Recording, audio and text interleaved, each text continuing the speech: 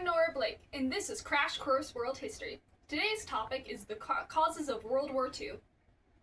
Miss Blake! Isn't Adolf Hitler the only reason for World War II starting?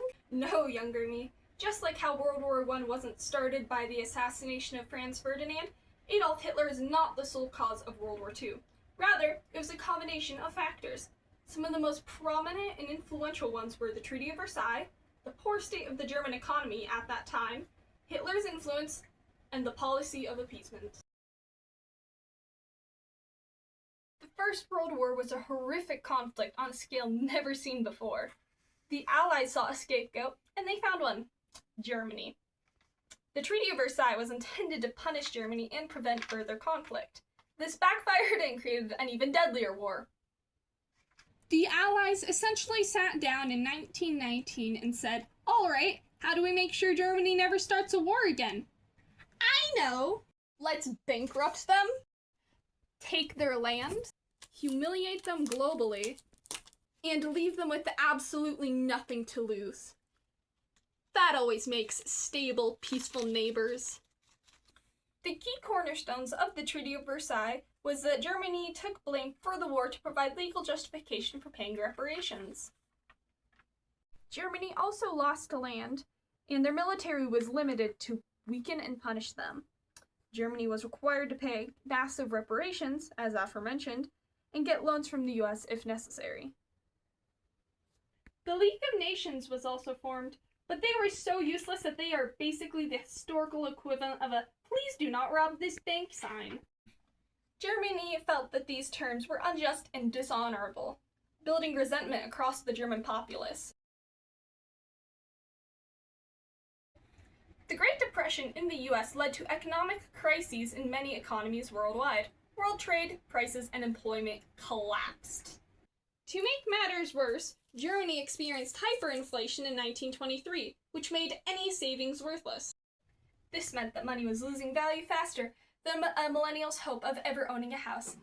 A piggy bank was valued more than the money inside it. Nevertheless, the middle class and their savings never fully recovered from this.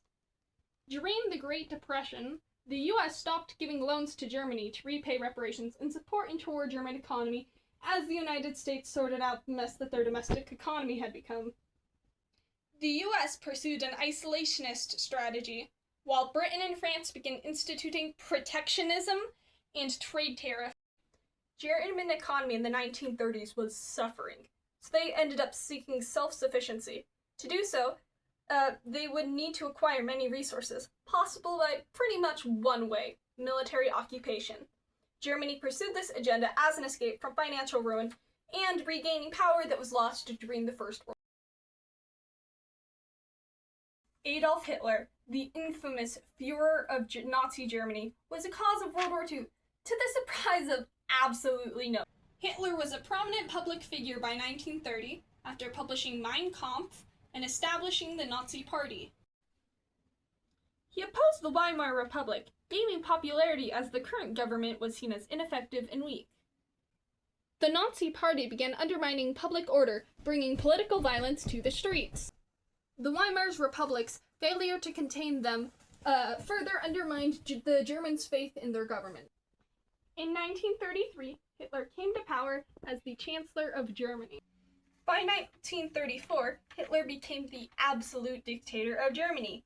He began rearming Germany in direct defiance of the Treaty of Versailles. In 1938, Hitler annexed Austria, albeit peacefully. The Sudetenland was next, and after several tense months, Czechoslovakia capitulated. On that fateful day of September 1st, 1939, Nazi Germany invaded Poland, officially starting World War II. Appeasement is a diplomatic policy of making concessions to an aggressive power with intention to avoid conflict, and, coincidentally, is also the last main cause of World War II. Europe was desperate to avoid another war, willing to make any sacrifices to keep the peace. And no man better resembles this mindset than Neville Chamberlain, the British Prime Minister. From 1933 to 1937, appeasement was Britain's policy. In 1933, Nazi Germany withdrew from the League of Nations in defiance of the Treaty of Versailles. You know, the treaty that ended the First World War, that's not at all a red flag. In 1935, when the Nazis announced the creation of the Luftwaffe, a German air force, as part of the rearmament, this was also against the guidelines of the Treaty of Versailles, so obviously Britain and France reacted accordingly. Their response was essentially a strongly worded Yelp review. 1 star. Disappointed they rearmed, but we'll give them Czechoslovakia just to keep the peace, hoping for better service next time. On March 19th, Nazi Germany peacefully annexed Austria, showing complete disregard for a nation's sovereignty. Hopes that Germany would be satisfied with Austria were dashed when Hitler occupied the Sudetenland. Because of this, Europe seemed to be on the brink of war. Chamberlain flew to Germany to meet Hitler and negotiate. It was not initially successful, so Chamberlain flew out multiple times. The Munich Agreement, an international conference that ultimately ended with Hitler agreeing to no more expansion in exchange for Sudetenland concessions. Chamberlain flew back to Britain and announced the infamous "Peace for Our Time," which aged about as well as milk left out in a heat wave. It lasted exactly 11 months, or as historians like to call it, a very optimistic gap year before World War II. In the end, the Munich Agreement was as useful as a screen door on a submarine. It did nothing to stop Nazi Germany's territorial aggression. On September 1st, 1939, Germany invaded Poland and started World War II officially. World War II had more factors to its cause than simply Adolf Hitler, though his influence was most certainly one. The horrible economy, the ill-fated Treaty of Versailles, and poor policy of appeasement all had a hand in starting the war.